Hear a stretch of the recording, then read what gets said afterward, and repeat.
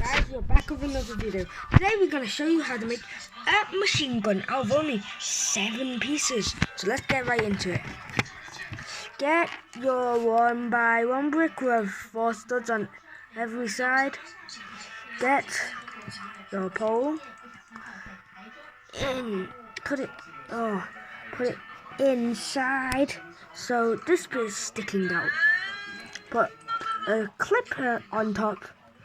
And then put one of these pieces, 1x1 bricks plates with the bricks at the back. Put them here so it looks like this. Get your tiles pieces, put it here and here. And get your 1x2 plate with the studs in the middle. And boom! You got your own little machine gun. And bye. See you in the next video, whenever that is.